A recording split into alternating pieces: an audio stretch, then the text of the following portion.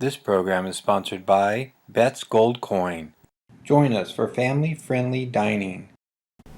Hello there. This is part 2 of a little overview of the Merced River Canyon, part of a travelogue we're putting together for Highway 140.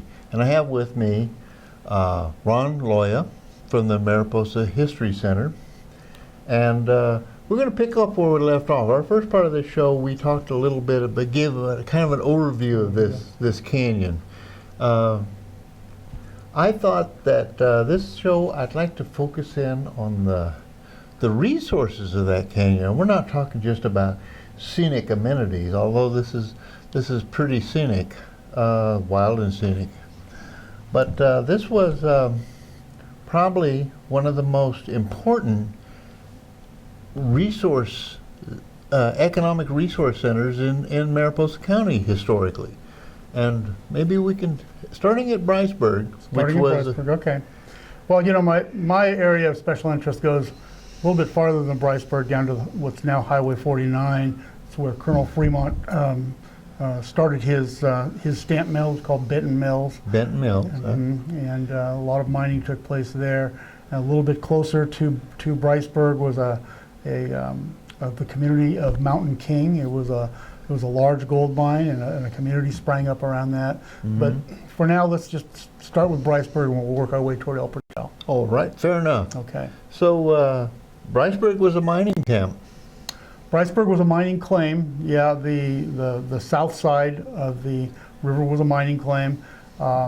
When the train was put in, Mr. Bryce, who owned a store in a neighboring mining community, mm-hmm. took his store down, took it down by pieces, brought it over to the river, and erected it on the north side of the Merced River, across from what's now called the Rock House, the building there. Yeah, that's where the steel bridge is, and right, and all that stuff on the south side of the Merced. That settlement on the north side became Bryceburg. Okay. Okay.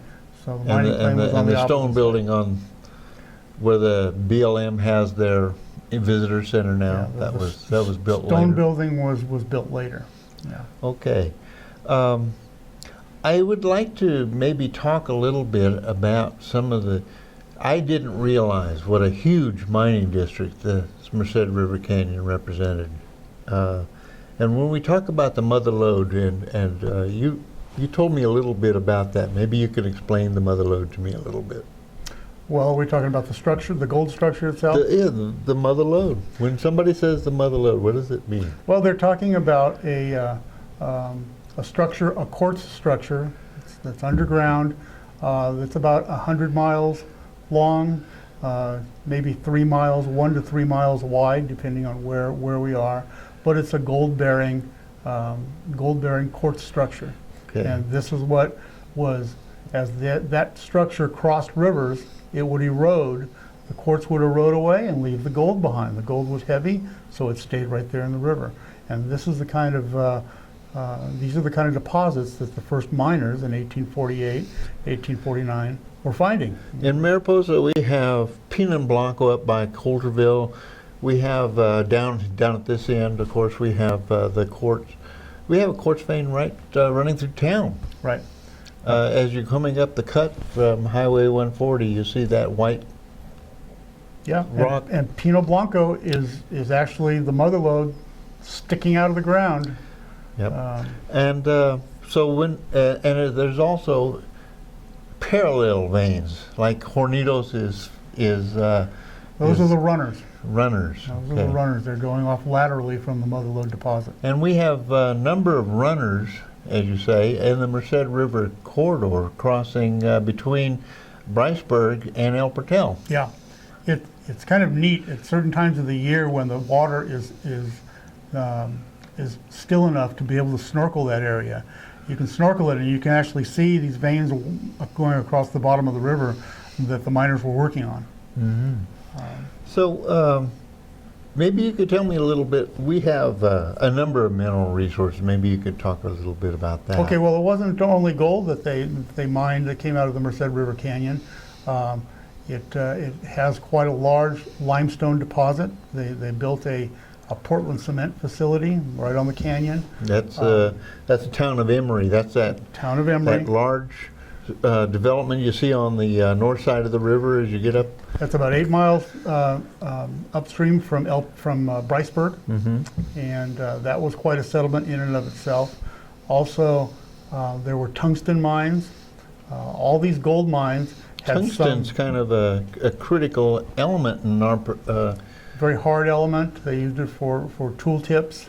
Nowadays recently, up until recently, they used it for the filaments of light bulbs. All the gold mines had some copper and silver come out of them. Limestone, by the way, is that Portland cement? The limestone was put into Portland cement, yeah. So it was ground up and it was sent to a facility in the San Joaquin Valley where they made it into cement. The significance of this, our Portland cement plant at the town of Emory, that little village you see over there, I've heard estimates that they only mined about 15%. Yeah, most of it is up there. Still up there. Still up there. You And can walk around in that quarry. Okay. Yeah. So we're not talking about something that's mined out and all gone away. Just like the gold in Mariposa, most of the gold in Mariposa is still in the ground. And there's one other thing, barium. A lot of people don't realize that barium was mined in the Merced River Canyon. It was one of the purest and largest deposits of barium at the time that they were mining it.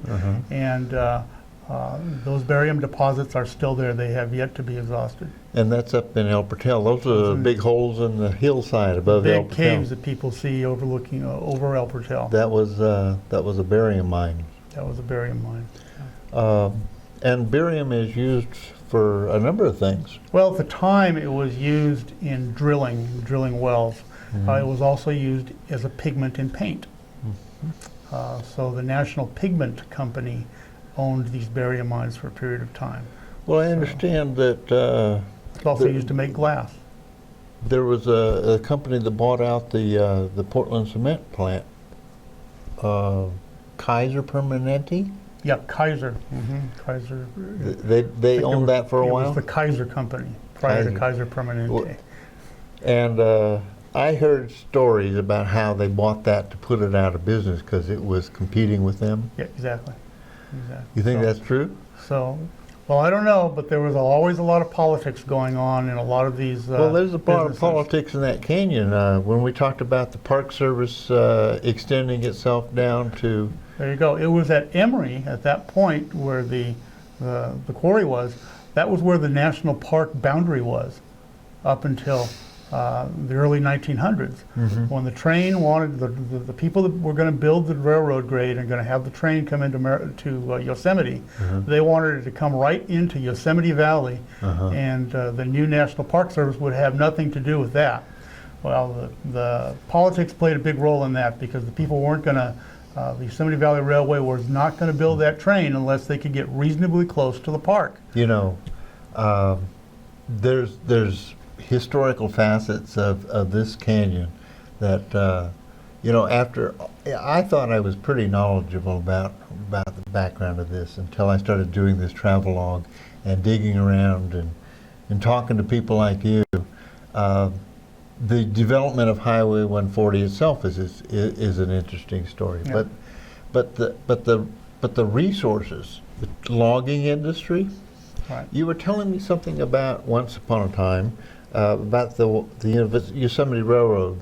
That originally was started out as a logging train. The initial interest came because the logging industry wanted to have a way to get their timbers to Merced Falls and other areas where they had lumber mills, And they that could turn timber it was into coming lumber. up from around where Yosemite West is now, right at the south boundary of the park. There were many different areas where it was coming from. As they would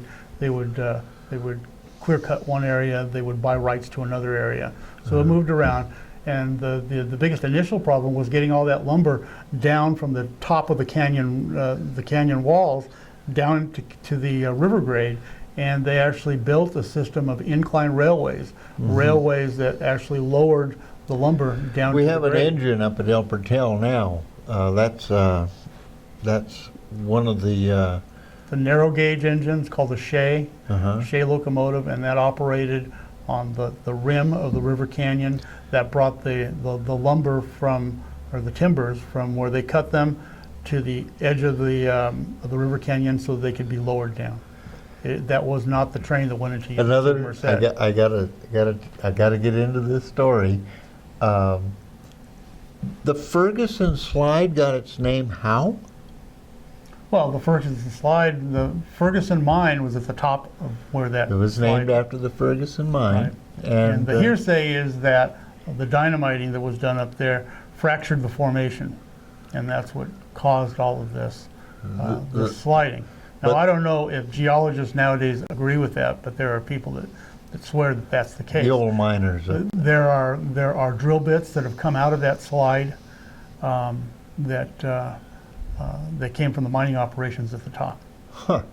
But the name itself, Ferguson Slide, was because they were sliding equipment down that grade? Oh, that's a new one on me. That's very interesting because the mine was at the top there, and I would imagine, and they did have a stamp mill up there. That's documented, and I would imagine the easiest way to get that stamp mill down would be to slide that equipment down to the grade there.